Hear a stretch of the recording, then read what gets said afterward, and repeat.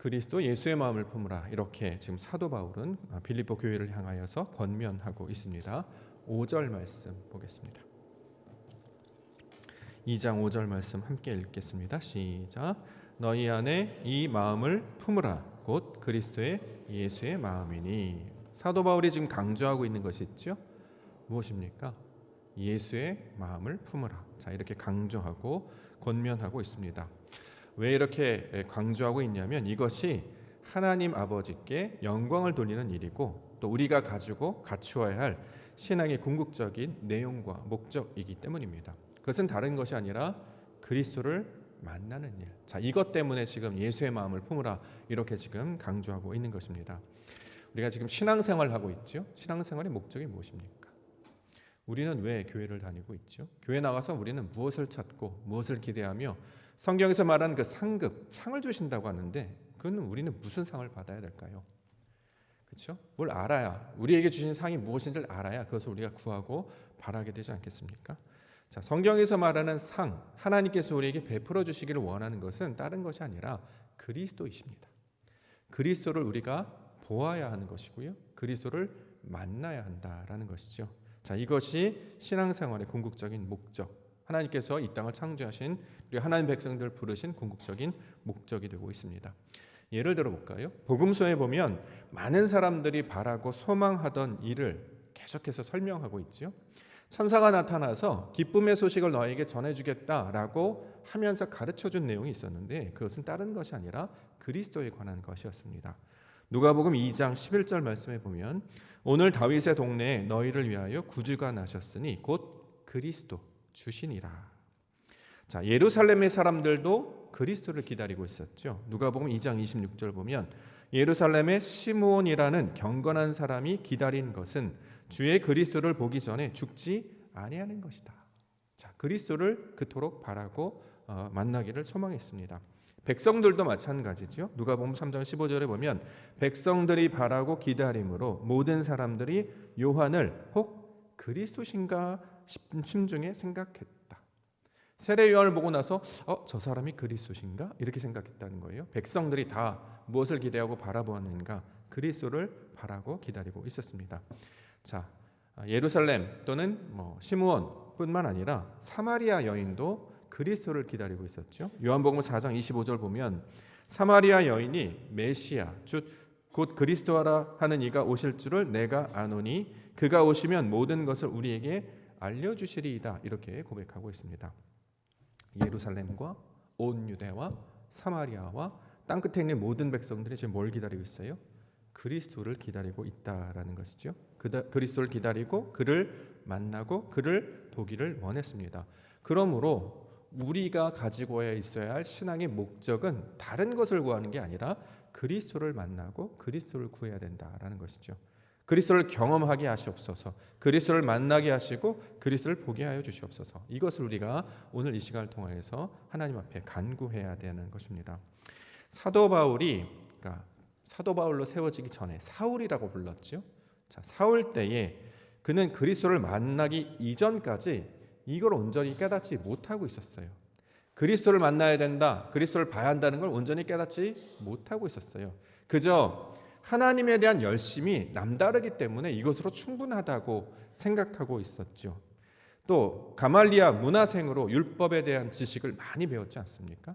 성경 공부를 많이 하고 성경에 관한 지식을 많이 알고 있었기 때문에 충분하다라고 생각했습니다. 게다가 그는 히브리인 중에 히브리인 베냐민 지파 출신이었어요. 이미 하나님의 거룩한 백성 유대 지파 사람으로 태어났기 때문에 이것으로 하나님을 섬기는 일에 모든 것이 충분하다, 만족한다, 아무런 신앙에 문제가 없다라고 생각하고 있었다라는 거죠. 우리에게 적용해 보면 똑같습니다. 우리도 교회만 다니면 되는 거 아닙니까? 거기에 뭘 더 해야 되는 것이죠? 우리가 성경 공부도 했잖아요. 성경에 대한 지식도 어느 정도 알고 있습니다. 성경책을 보거나 찾을 때 어려움이 없으시고 글을 읽으실 때 어느 정도 이해를 할 수 있기 때문에 또 예수 그리스도를 믿으면 구원에 이른다라고 우리가 말씀을 배웠기 때문에 자, 이 정도 가지고 있으면 신앙적으로 아무런 문제가 없어 보입니다. 게다가 우리 몇몇 분들은 오랜 신앙의 전통 가운데 가문 가운데서 태어나시고 자랐죠. 믿음의 가문 가운데 믿음의 가정을 이루고 이렇게 신앙생활을 하면서 살고 있었기 때문에 자, 아무런 문제가 없었다라고 생각하고 있었습니다. 그런데 이러한 사람들 가운데 사도 바울은 지금 뭐라고 권면을 하느냐? 예수의 마음을 품으셔야 합니다. 이렇게 지금 권면하고 있다는 거죠. 왜요? 그리스도를 얻기 위하여. 이게 바로 하나님의 뜻이었음을 미처 알지 못했는데 깨닫고 나니까 이게 가장 중요한 것이었구나를 사도 바울이 깨달았다. 이렇게 고백하고 있습니다. 빌립보서 3장 말씀을 좀 먼저 보겠습니다. 빌립보서 3장 찾아보실까요? 그 옆에 있으니까. 빌립보서 3장 8절과 9절 말씀. 321면에 있지요. 빌립보 3장 8절과 9절 함께 읽겠습니다. 시작. 또한 모든 것을 해로 여김은 내 주 그리스도 예수를 아는 지식이 가장 보상하기 때문이라. 내가 그를 위하여 모든 것을 잃어버리고 배설물로 여김은 그리스도를 얻고 그 안에서 발견되려 함이니 내가 가진 의는 율법에서 난 것이 아니요 오직 그리스도를 믿음으로 말미암은 것이니 곧 믿음으로 하나님께로부터 난 의라. 그리스도를 얻고 그 안에서 발견되라 하는 것이다. 이것이 바로 믿음이고 이것이 바로 하나님의 의였다라는 것을 깨닫고 그 고백을 지금 하면서 빌립보 교회 교인들 가운데 가르쳐주고 있는 것이죠. 어떻게 해요? 예수의 마음을 품어야 한다라는 것입니다. 그래야 어떻게 해요? 그리스도를 만나고 그리스도를 경험할 수 있게 된다. 이렇게 지금 이야기하고 있는 것이죠. 오늘 이제 주일 예배로 나아가는데 오늘 구해야 될 상급 다른 것이 아니라 그리스도를 얻게 하여 주시옵소서. 그리스도를 만나게 하여 주시옵소서. 그리스도를 우리가 가짐으로 말미암아 하나님의 은혜를 경험케 해 주시옵소서. 이렇게 마음 가운데 품으며 예배 가운데 말씀 가운데 나아가시는 우리 믿음의 성도님들과 교회가 되기를 주의 이름 간절히 축원합니다. 자, 어떻게 해야 그리스도를 만난다고요? 예수의 마음을 품으셔야 된다는 거죠. 예수의 마음을 품는다는 것은 또 어떻게 하는 것인가? 그렇죠? 다른 사람의 마음 품기도 쉽지 않은데 예수님 본 적도 없잖아요. 말씀으로만 들었잖아요. 그런데 그 예수의 마음을 품는다는 것은 바로 이런 것이다라고 하면서 지금 친절하게 설명하고 있죠. 자, 첫 번째는 마음을 같이하여 한 마음을 품을 때 이걸 예수의 마음을 품는다 이렇게 이야기하고 있습니다. 1절과 2절 빌립보서 1절과 2절 빌립보서 2장 1절과 2절 그러므로 그리스도 안에 무슨 권면이나 사랑이 무슨 위로나 성령이 무슨 교제나 긍휼이나 자비가 있거는 마음을 같이하여 같은 사랑을 가지고 뜻을 합하여 한 마음을 품어. 자, 마음을 같이하고 같은 사랑을 가지고 뜻을 합하여 한 마음을 품는 것. 이걸 뭐라고 하느냐? 예수의 마음을 품는다. 이렇게 지금 설명하고 있습니다. 자, 마음이 같아진대요. 여기서 마음이 같아지려면 대상이 있어야 되지 않겠습니까? 우리는 누구와 마음이 같아져야 될까요? 계속해서 설명드립니다만 하나님께서 성경을 통해서 우리에게 말씀을 주시는 것은 다른 사람하는 이야기를 하는 게 아니라 하나님과 나와의 관계에 대해서만 하나님 말씀을 하고 계세요. 우리가 신앙을 통해서 성경을 읽게 되면 말씀을 딱 들으면 항상 다른 사람들이 떠오른단 말이죠. 죄인들 그러면 누구가 막 떠올라요. 회개해야 될 사람, 딴 사람들이 막 떠올라요. 그런데 성경은 다른 사람에 대한 이야기를 하는 게 아니라 나와 당신과의 관계에서만 둘 사이의 관계에서만 이야기를 하고 있기 때문에 여기서 이제 남 이런 이야기가 나오면 다 하나님과 나와의 관계다. 자, 이것을 먼저 기억하면서 말씀을 보셔야 됩니다. 그러므로 마음을 같이 한다라고 하는 것은 누구랑 같이 한다고요? 하나님과 마음을 같이 하는 거예요. 그래서 하나님과 마음을 같이 하면 이걸 뭐라고 부르죠? 우리라고 부른다고 했잖아요. 그렇죠? 성경에서 말하는 우리의 개념은 나와 너가 함께 있는 그런 개념이 아니라 하나님과 내가 하나님 안에 있을 때 하나님과 같은 마음을 품을 때 내가 하나님 안에 하나님이 내 안에 이렇게 있을 때 이걸 우리라고 이야기하고 이게 마음이 같아졌다 이렇게 이야기하고 있는 것입니다. 성경에서 이제 보통 나라는 표현이 나오잖아요. 그러면 남이라고 나올 때 그 다음에 이제 남이 나오는 남은 누굴까요? 나와 남은 누굴까요? 남은 이웃을 가리키는 말이 아니라 예수님을 가리키는 말입니다. 그럼 하나님은 어떤 존재냐면 하나님은 그분이시죠. 나와 너가 하나가 돼서 그분과 같아지는 것을 지금 마음을 같이 하다 이렇게 이야기하고 있습니다. 예수님께서 우리 가운데 어떻게 찾아오셨냐면 남으로 오셨어요. 남. 알지 못하는 바깥의 사람으로 우리 가운데 찾아오셨어요. 우리가 이걸 받아들였었어야 되죠. 그런데 우리가 그를 받아들이지 않았습니다. 나는 나고 너는 너야. 예수님이 우리에게 말씀을 전해주시고 가르쳐 주셨음에도 불구하고 유대인들이 그것을 거부했던 것처럼 우리도 똑같이 밖에 있는 것들을 거부합니다. 자, 따로따로 있는 모양이 됐다는 거죠. 그런데 마음을 같이 하여 한 마음이 되는 것. 나와 예수님이 하나가 되면 이걸 하나님과 마음을 같이 했다라는 뜻으로 설명하고 있는 것이죠. 우리가 이제 지난주에 부활주의를 이렇게 거쳐왔습니다. 왜 부활주의를 거쳐서 이야기하느냐? 원래 나라고 하는 존재와 남이라고 하는 존재가 떨어져 있었는데 이걸 하나로 연결시켜 주신 상태로 살아가게 되는 것이 부활의 내용이기 때문입니다. 자, 나와 그가 떨어져 있었습니다. 이걸 하나로 연결시켜 주신 분이 누구라고요? 예수님이시잖아요. 그렇죠? 십자가로 우리를 하나가 되게 하셨기 때문에 이것을 통해 그로 나아가는, 나와 남이 하나가 되어서 아버지께로 나아가는 길을 만들어 주시는 것이 바로 십자가와 부활 사건의 내용으로 가르쳐 주고 있습니다. 에베소서 2장 13절부터 18절까지는 다음과 같이 기록이 되어 있습니다. 이제는 전에 멀리 있던 너희가 그리스도 예수 안에서 그리스도의 피로 가까워졌느니라. 그는 우리의 화평이신지라 둘로 하나를 만드사 원수된 것 곧 중간에 막힌 담을 자기 육체로 허시고 법조문으로 된 계명의 율법을 폐하셨으니 이는 이 둘로 자기 안에서 한 새 사람을 지어 화평하게 하시고 또 십자가로 이 둘을 한 몸으로 하나님과 화목하게 하려 하심이라. 원수된 것을 십자가로 소멸하시고 또 오셔서 먼 데 있는 너희에게 평안을 전하시고 가까운 데 있는 자들에게 평안을 전하셨으니 이는 그로 말미암아 우리 둘이 한 성령 안에서 아버지께 나아감을 얻게 하려 하심이라. 자, 나와 남이 떨어져 있었는데 하나로 연결시켜 주셨습니다. 자, 이것을 그리스도께서 감당하는 사역이다, 이렇게 지금 이야기하고 있는 것입니다. 에베소서 4장 15절과 16절 오직 사랑 안에서 참된 것을 하여 범사에 그에게까지 자랄지라. 그는 머리니 곧 그리스도라. 그에게서 온 몸이 각 마디를 통하여 도움을 받음으로 연결되고 결합되어 각 지체의 분량대로 역사하여 그 몸을 자라게 하며 사랑 안에서 스스로 세우느니라. 자, 내가 떨어져 있었다는 거예요. 남과, 그렇죠? 예수님과 떨어져 있었어요. 그런데 이걸 하나로 연결시켜 주셨죠. 연결시켜 주고 나서 보니까 내가 머리가 아니고 누가 머리였어요? 예수님이 머리였단 말이죠. 그가 생명이었고 그가 기본이었고 그가 진리였고 그가 기초였고 처음이자 나중 되시는 모든 것이었다는 거죠. 나중에 그 몸에 붙어났고 보니까 내가 가짐을 깨닫게 되는 것, 이걸 지금 신앙의 과정으로 좀 설명하고 있는 거예요. 이전에는 내가 머리라고 생각했거든요. 그래서 나가 다른 것들이 오더라도 우리는 받아들이지 않았습니다. 예수님이 오셔도 선지자가 와서 메신저가 말씀을 전해도 그 말씀을 우리는 받아들이지 않았죠. 그런데 그리스도께서 하신 일이 뭐냐면 우리를 접붙임 바 되어서 나무에 마치 접붙인 것처럼 가지가 된 자를 나무에 붙여주셨는데, 붙여주셔서 생명을 공급함으로 말미암아 하나님의 말씀 듣고 나니까 내가 머리가 아니고 하나님이 머리시구나. 내가 생명의 근원이 아니라 하나님의 생명의 근원이구나. 이거를 지금 깨달아 알게 되었다라는 거죠. 그러면 어떻게 살아가느냐? 이제 자신이 가지고 있던 머리된 입장에서 내려놓고 머리 대신 그리스도를 주인으로 섬기며 살아가는 것. 그래서 내 뜻대로 하지 아니하고 하나님의 뜻을, 아버지의 말씀과 생명을 공급받아서 사는 생명으로 살아갈 때 이걸 가리켜서 그리스도가 된다, 이렇게 얘기하는 거예요. 우리를 하나님의 거룩한 백성으로 만들어 주시는 것이 하나님의 뜻이잖아요. 구원 얻게 하시는 것이 하나님의 뜻이잖아요. 그렇죠? 우리는 이전에 구원받지 못하는 사람들이었어요. 애굽에 살던 사람들이었단 말이죠.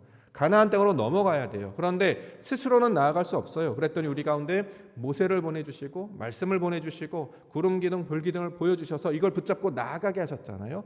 그래서 그 말씀과 결합해서 나아갔더니 마침내 구원에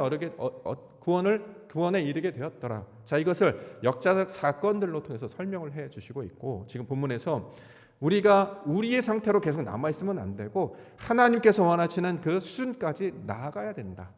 그래서 그 가운데 나아갈 때 예수의 마음을 품게 되어서 그 마음을 품고 하나님의 뜻 안에 거하게 되면 이걸 뭐라고 하나요? 성경에서 그리스도다, 이렇게 이야기한다는 거예요. 이 개념을 이해를 하셔야 됩니다. 우리는 보통 그리스도 그러면 예수 그리스도만 딱 떠올려요. 사람 된, 그렇죠? 그런데 우리는 그리스도인이잖아요. 크리스찬이잖아요. 그렇죠? 그리스도를 따르는 사람들이에요. 예수님만 그리스도라고 부르는 게 아니라 그를 똑같이 따라가는 자들을 그리스도인, 그리스도를 따르는 자들이라는 뜻이기 때문에 우리가 그리스도가 되어야 된다는 거죠. 그리스도인이. 자, 그렇게 되려면 나의 상태에서 머물러 있지 아니하고 하나님께서 오시는 것, 그것으로 나아가도록, 자, 우리의 마음을 드리고 생각을 드리고 나아가는 것, 자, 이것을 예수의 마음을 품는다, 지금 이렇게 이야기하고 있는 것입니다. 자, 이것을 마음을 같이 하여 한 마음이 되다, 자, 이 말씀으로 가르쳐주고 있습니다. 그 다음 단어 보면 이제 겸손에 관한 이야기하죠. 3절. 아무 일에든지 다툼이나 허영으로 하지 말고 오직 겸손한 마음으로 각각 자기보다 남을 낮게 여기고. 자, 아무 일에든지 다툼이나 허영으로 하다. 허영이라는 단어를 우리가 기억하면 되겠네요. 허영이 무슨 뜻입니까? 가짜잖아요. 가짜인 나죠. 우리의 실체가 그게 아닌데 우리는 그게 자꾸 되려고 하잖아요. 성경에서 이걸 다른 말로 우상이라고 말하기도 합니다. 우리는 자꾸 실체, 내가 아닌데 내가 아닌 다른 사람이 자꾸 되려고 해요. 다른 사람이 설정해 놓은 그 기준에 따라서 그게 마치 나인 것처럼 착각하고 그걸 쫓아간단 말이죠. 근데 이걸 신약에서는 허영이라고 이야기하고 구약에서는 이걸 우상이다 이렇게 이야기합니다. 내 진짜 모습이 아니고 실체가 아닌 가짜 나를 허영이다 이렇게 이야기하고 있는 것이죠. 이걸 신약에서는 뭐라고 하느냐? 외식한다라고 하죠. 내가 그런 사람이 아닌데 마치 그런 사람인 척하는 것. 실체, 속은 다 비었어요. 근데 껍데기만 있어요. 내용은 하나도 없습니다. 말만 해요. 행동은 없습니다. 생각만 있지 실체는 아무것도 없어요. 그냥 머릿속에만 있을 뿐 몸으로 하나도 채워지지 못했어요. 이걸 허영이다, 외식이다 이렇게 이야기한다는 거죠. 대표적인 사람들이 바로 서기관들, 바리새인들이었죠. 마태복음 23장 27절과 28절. 화 있을진저 외식하는 서기관들과 바리새인들이여 회친한 무덤 같으니 겉으로는 아름답게 보이나 그 안에는 죽은 사람의 뼈와 모든 더러운 것이 가득하도다. 이와 같이 너희도 겉으로는 사람에게 옳게 보이되 안으로는 외식과 불법이 가득하도다. 사람은 어떻게 해요? 자꾸 옳게 보이려고 한대요. 왜 옳게 보이려고 할까요? 본인이 뭐라고 생각하는 거예요? 머리라고 생각하는 거예요. 그래서 내가 근원이고 내가 주인이고 내가 모든 걸 판단하기 때문에 자꾸 옳게 보이려고 한다라는 것입니다. 그런데 알고 보니까 이걸 이제 사도 바울이 깨달았다는 거죠. 그 부활하신 그리스도를 만나고 나니까 나는 머리가 아니라 손과 발, 지체에 불과했구나. 이걸 이제 깨닫게 되었다라는 거죠. 하나님께서 우리를 부르신 것은 머리대라고 부르신 것이 아니라 머리에 결합된 손으로, 머리에 결합된 발로, 머리에 결합된 지체로 우리를 부르셨다는 거예요. 그래서 그 지체는 자기에게 맡겨진 사명을 성실하게 감당하는 것이 그의 정체성이 되는 것입니다. 손이 역할이 뭡니까? 손의 본질이 뭐죠? 옳게 보이는 건가요? 뽀송뽀송해, 너무 예뻐, 따뜻해, 이건가요? 아니죠. 손은 쓰라고 주신 거잖아요. 쓰임 받는 것. 그렇죠? 하나님 앞에 일꾼으로 쓰임 받아서 자기 일을 열심히 감당할 때 이게 바로 손의 역할이잖아요. 하나님께서는 하나님의 일을 직접 감당하지 않으시고 성도들을 부르셔서 하나님의 손으로, 하나님의 발로 이런 것들을 감당케 해주셨습니다. 어떤 사람은 손의 역할을 감당하고 어떤 사람은 발의 역할을 감당하고 지체나 역할은 다 다르지만 한 몸에 붙어 있기 때문에 이게 바로 하나님과 연합한 모습이다 이렇게 이야기하고 있다라는 거죠. 자, 우리가 정체성이 뭐예요? 손이나 발이나 지체예요. 머리가 명령하는 그 명령을 잘 받아서 이것들 성실하게 잘 감당해 나아가면 나중에 보면 이런 것이 됐구나. 이걸 이제 깨닫게 해주신다는 거죠. 최근에 제가 이제 영상 같은 거 많이 이제 보는데 어떤 예술가가 땅에 막 색칠을 해요. 얼음 같은 데다 색칠을 하기도 하고 바닥에 막 낙서를 해요. 뭐 하나 봤는데 갑자기 드론이 쫙 하늘로 올라가는 거예요. 카메라를 쫙 하늘에 딱 보니까 사람의 얼굴이에요.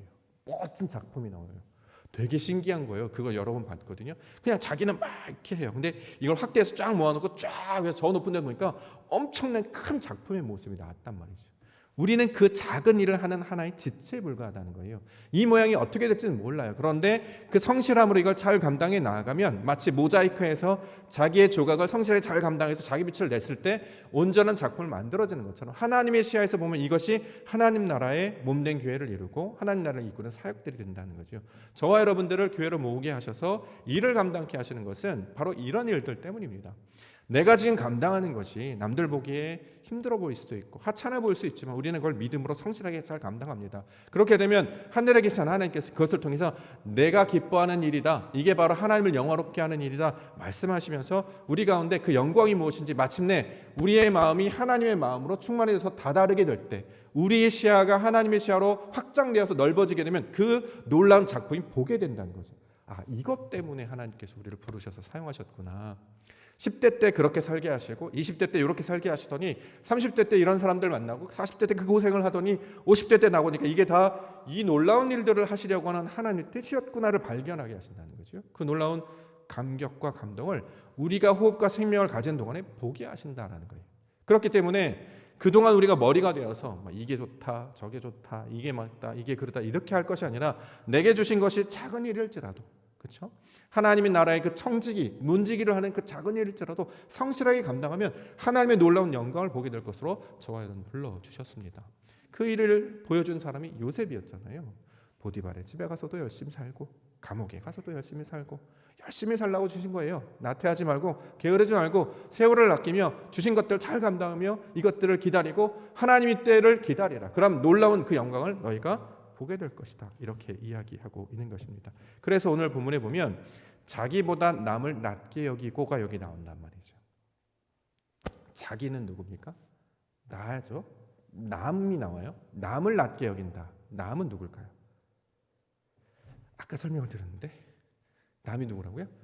옆 사람이 아니고 예수님이에요. 예수님. 성경은 항상 그렇게 설명을 하고 있는 거예요. 근데 우리는 자꾸 이걸 다른 사람으로 한단 말이죠. 솔직히 남을 우리보다 낮게 여기십니까? 안 그렇잖아요. 저분이 더 나보다 대단해. 말만 그렇게 하죠. 속에는 인정 안 하잖아요. 이게 원래 우리의 본성이잖아요. 우리는 사람들을 인정하지 않습니다. 우리 본성은 원래 그렇게 지어졌단 말이죠. 그런데 예수의 마음을 품는다라는 것은 나보다 누가 더 낫냐면 예수님께서 더 낫다라는 생각을 갖게 하세요. 그럼 예수의 마음을 품게 되면 예수님은 자기보다 누구를 높게 여기셨습니까? 하나님을 높게 여기셨다는 그 원리를 우리가 받아들이게 된다라는 거예요. 그래서 본문에 6절부터 8절에 그 내용이 나온다는 거죠. 6절부터 8절 읽겠습니다. 시작. 그는 근본 하나님의 본체시나 하나님과 동등됨을 취할 것으로 여기지 아니하시고 오히려 자기를 비워 종의 형체를 가지사 사람들과 같이 되셨고 사람의 모양으로 나타나사 자기를 낮추시고 죽기까지 복종하셨으니 곧 십자가에 죽으심이라. 자, 이걸 이제 겸손이다 이야기한다는 거죠. 세상에서 말하는 겸손은 위장된 겸손이잖아요. 속은 인정하지 않지만 그렇게 겸손이 미덕이기 때문에 척하는 거잖아요. 그렇죠? 고개를 숙이는 척. 그런데 고개를 숙이면서 눈을 마치 쳐다보고 있잖아요. 나의 때가 오면 가만두지 아니하니라. 이렇게 얘기하지 않습니까? 근데 성경에서 말하는 겸손은 다른 사람보다 나를 낮게 여기거나 그게 아니고 하나님 앞에서라는 뜻이에요. 하나님 앞에서니까 나는 아무것도 안 보이죠. 그러니까 내가 없어지는 상황을 가리키는 말을 성경은 겸손이라고 합니다. 이게 배어 있기 때문에 어느 상황 어디에 가더라도 똑같은 일을 한다는 거죠. 사람은 되게 영악해서 자기보다 약해 보이는 사람한테는 자기 힘을 보여주려고 하잖아요. 강자에게는 약하고 약한 자에게는 강한 것이 세상의 논리 아닙니까? 이렇게 우리가 살았지 않습니까? 그래서 이럴 때는 약하고 저럴 때는 강하고 이때 다르고 저때 다른단 말이에요. 그런데 우리는 하나님을 믿는 그리스도인들은 언제예요? 다 하나님을 섬기는 것 같이 세상을 살기 때문에 또 하나님께서 만나게 해주신 저 사람이 하나님께서 세우신 삶을 우리가 고백하기 때문에 그래서 순종하고 내 것이 없다라고 이야기하는 거죠. 놀랍게도 교회 안에 보면 머리들이 너무 많아요. 그렇죠? 지휘자들이 너무 많아요. 지도자들이 너무 많아요. 메뉴를 결정하시는 분이 너무 많아요. 그렇죠? 따르게 하셨단 말이죠. 우리는 머리가 아닙니다. 하나님께서 해주시는 그것을 따라가는 자가 되어야 된다라는 것이죠. 그래서 여기서 자기보다 남을 낮게 여기다라고 하는 것은 예수님을 낮게 여긴다. 예수님이 나보다 뛰어나신 분이십니다. 그 무릎을 꿇고 나아가는 그 자세, 또 예수님은 하나님을 높이셨기 때문에 그것을 우리가 받아들일 때에 대통령이라서 아니면 청서부라서 누구는 막 힘들어하고 어려워하고 저분은 뭐 하찮게 굴 그런 게 아닙니다. 모두에게 동일하게 대하는 것. 왜냐하면 하나님의 뜻 앞에서 우리가 없기 때문에 판단하는 것이에요. 이전에는 머리인 줄 알았는데 머리가 아닌 걸 알았죠. 나도 똑같은 손 중에 하나, 발 중에 하나인 걸 알았죠. 사람 위에 사람 없고 사람 밑에 사람 없는 것처럼 모두가 다 가치 있고 모두가 다 귀중한 사람들이기 때문에 똑같이 대하는데 다 하나님께서 천하보다 귀하게 여기신 생명이라 믿기 때문에 나이가 드신 분일지라도 나이가 어린 아이들 일할지라도 귀하게 여기는 것, 바로 이것을 성경에서는 겸손의 개념으로 설명하고 있는 것입니다. 어떻게 하느냐? 예수님을 높이는 거예요. 이걸 예수님의 마음을 품는 것이다. 이렇게 설명을 하고 예수의 마음을 품으면 어느 지경까지 나아가느냐? 그리스도를 보게 될 것이다. 하나님의 영광이 무엇인지를 보게 될 것이다. 이렇게 설명하고 있는 것입니다. 4절 보겠습니다. 각각 자기 일을 돌볼 뿐더러 또한 각각 다른 사람들의 일을 돌보아 나의 기쁨을 충만하게 하라. 자기 일을 돌본다, 다른 사람의 일을 돌본다.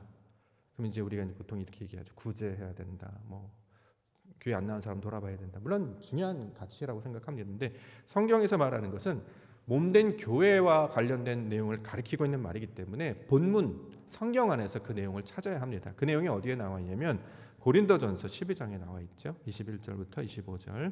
눈이 손더러 내가 너를 쓸데없다 하거나 또한 머리가 발더러 내가 너를 쓸데없다 하지 못하리라. 그뿐 아니라 더 약하게 보이는 몸의 지체가 도리어 요긴하고 우리가 몸에 덜 귀히 여기는 그것들을 더욱 귀한 것들로 입혀주며 우리의 아름답지 못한 지체는 더욱 아름다운 것을 얻느니라. 그런즉 우리의 아름다운 지체는 그럴 필요가 없느니라. 오직 하나님이 몸을 고르게 하여 부족한 지체에게 귀중함을 더하사 몸 가운데서 분쟁이 없고 오직 여러 지체가 서로 같이 돌보게 하셨느니라. 사람은 혼자 살지 못한다는 거죠. 말씀과 동행하게 하시고 또 말씀과 동행한 자를 묶으셔서 교회로 함께 모이게 하셨어요. 공동체로 가족이든 뭐 집단이든 모임이든 교회든 하나 연합하게 하셨어요. 그 연합하게 하신 것은 부족함을 보충하게 하려는 목적 때문에 그것을 자기 일을 돌보고 다른 일을 돌본다. 그래서 나의 기쁨을 충만케 하다. 어느 하나도 가치 없는 일이 없고 부족한 일이 없기 때문에 모두가 다 하나님의 뜻인 줄 알고 그 뜻 가운데 순종과 믿음으로 나아가는 것.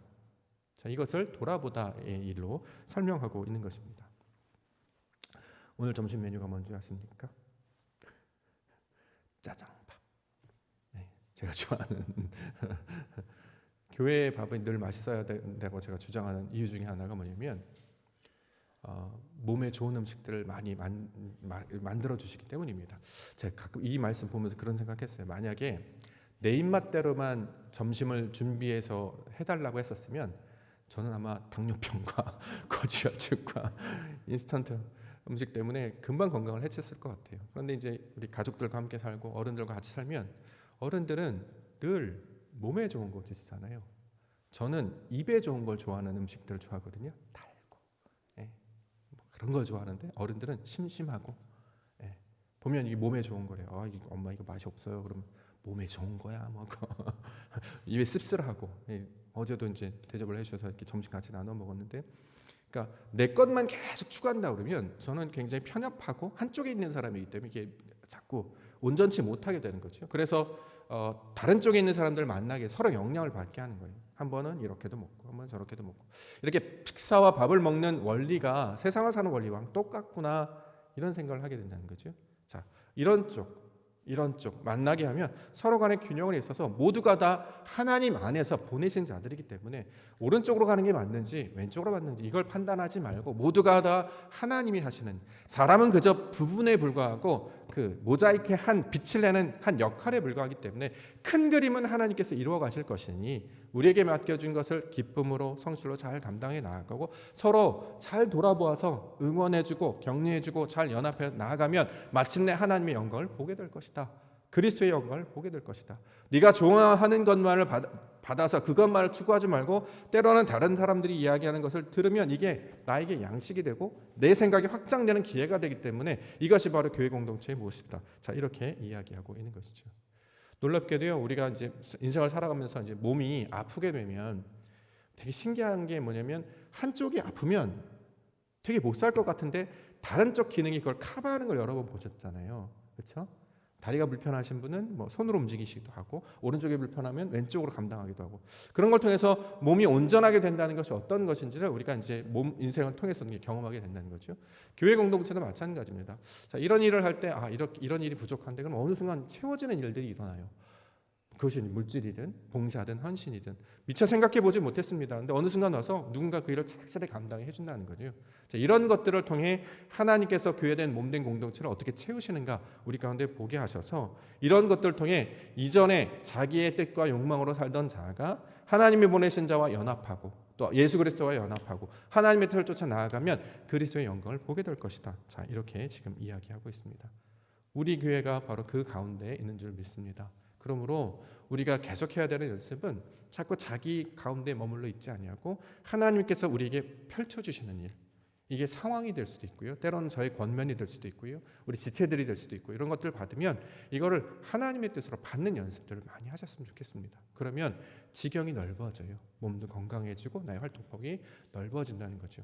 그래서 참된 안식은 아무런 걱정과 염려가 없는 상태가 돼야 되지 않겠습니까? 우리가 주일을 보통 안식일로 보내는데 되게 바쁘잖아요. 사실은 일 많이 하시느라고. 근데 중요한 것은 일을 하더라도 하나님이 해주실 그 믿음이 있어야 우리 편하게 누릴 거 아니겠습니까? 이것들을 경험하게 하시기 위해서 우리를 교회로 불러주셨습니다.